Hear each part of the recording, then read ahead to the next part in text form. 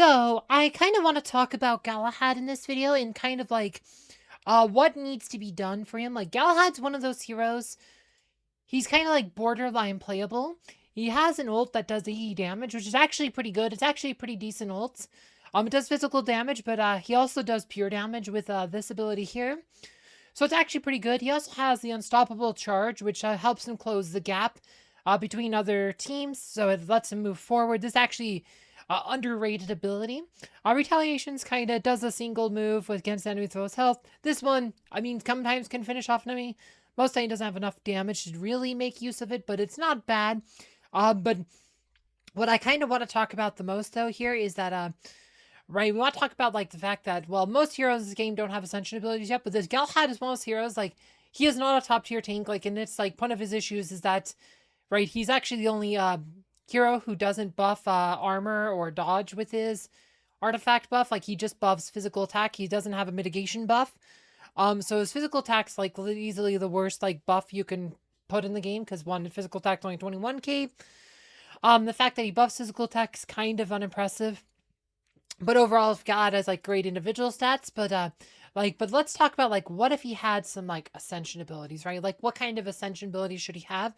Like I've kind of talked about this a few times. Like there's a few couple themes that there's actually like one theme in particular that I think would take Galahad from being borderline playable to actually being like an actual like meta hero, like an actually good hero, and that would be like an ascension ability.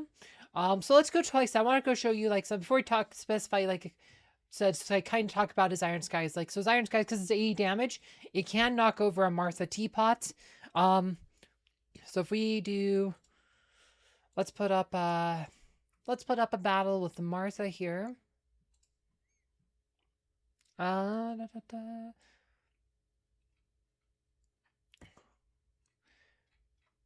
da.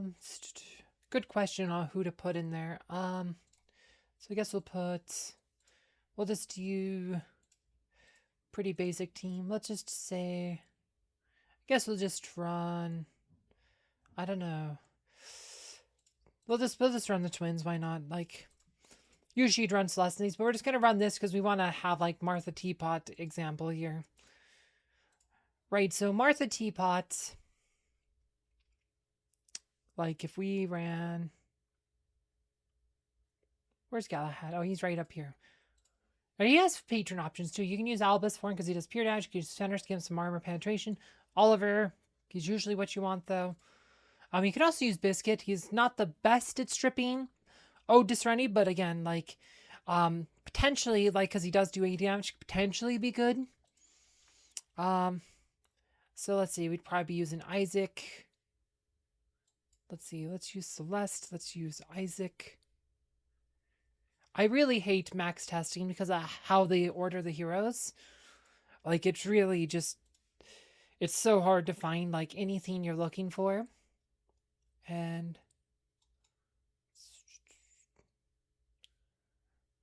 let's see. All right, so we're just gonna kind of show like, so this team should beat the defending team, but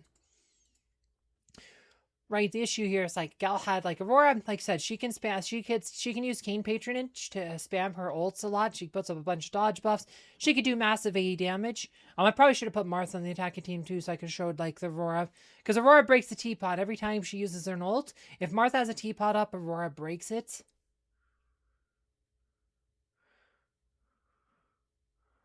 Right, Martha might not get teapot because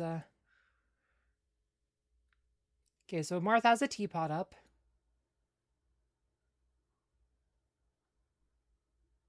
Oh, Isaac ended up breaking it. But see, when God used his ult, but it took forever to use his first ult, even though he's a tank.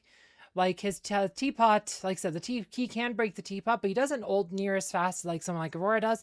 This is why you always use Aurora versus like Martha, because Aurora ends up being like the best like a tank for Martha, because of the frequency Aurora uses her ults. Right, so let's like say another example. See, somebody had a team that was good.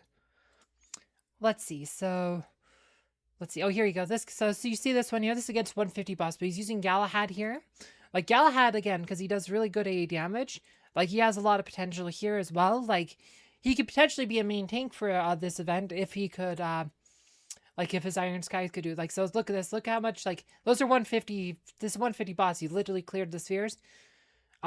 Just like said, like so. But imagine imagine that if he had an Ascension ability that reduce the energy cost of Iron Skies. Like, what if he could do it twice as often or 3 times as often? What if it only took 50% energy, right? But look, so he's not going to get enough energy to do this again. Like, look at this. Like, even though he's close, nope, nightmared. But if he could use his ult more often, he could keep those spheres cleared.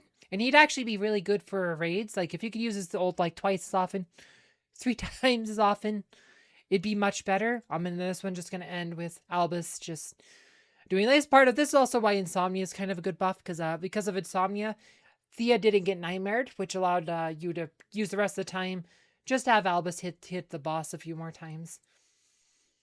It's not exciting, but you do get to push in through some more damage, so. And that's kind of how it ends.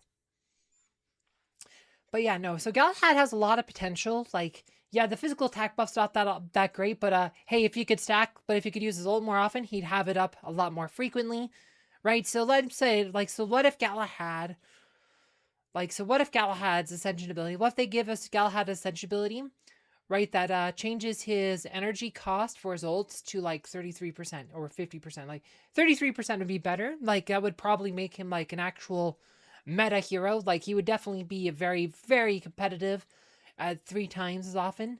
But even twice as often would be a huge boost for him. Like, seriously, this is the kind of change Galahad needs. Like, a more frequent ability to use his ult. Like, Aurora can always stick Kayn patronage on her herself, which is a big part of why Aurora is the most used tank in the game. Why Aurora is so good is because Aurora can spam buffs all day. Like, she can spam her ults all day. She does AE damage. I mean, she's just overpowered because, well, she's the only tank she's one of only 2 tanks who have, like, AE damage. Like, Galahad's, like, the only other tank that has good AE damage. Except Aurora is way better because she can do it, like, ad infinitum. Whereas Galahad can only do it, like, once or twice a fight.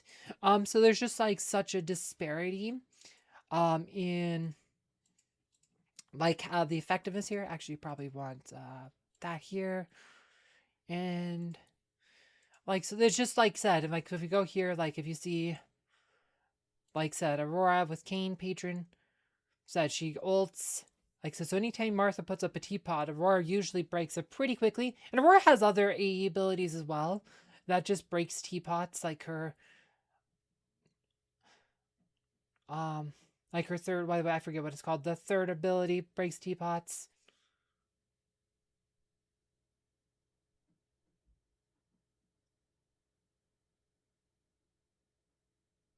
But it's like, just the frequency of Aurora using ults is not quite a hard counter to Martha, but she can really shut Martha down. So Morpheus said you see this a lot more versus, like, a physical team. Plus basic attacks on tanks also break teapots. And so that's a passive ability on tanks that's, like, not listed. Like, tanks do PB AoE damage with their basic attack. Most heroes don't, but tanks do. So, of course, once you get a tank in a melee range, they also break the teapot. But it's like Aurora being able to use ults frequently is a big part of why she's so good. Plus, she's stacking an actual good buff, which is dodge. Dodge is actually a good buff. It's a mitigation buff. Galahad does not have mitigation buff.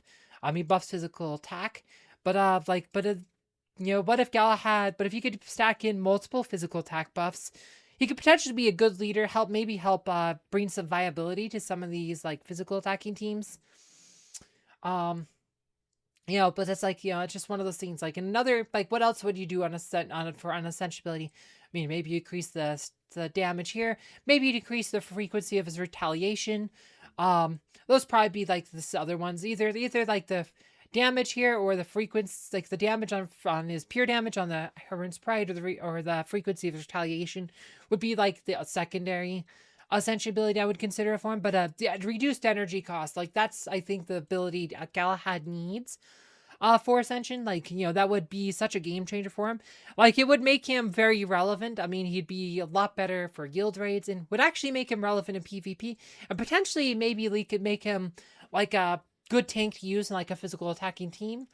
like maybe like an Ishmael team or something. Like, so there's just a lot of potential there. Like Galahad's one of those heroes that he's on paper, he just seems so good. He has really good stats, like, and everything exists, right? No mitigation buff, and like said, and if like, but you can use that to your advantage if you gave him a reduced cost for his ults. Like if he uses more ults more often, it would be such a game changer for him and greatly improve his effectiveness.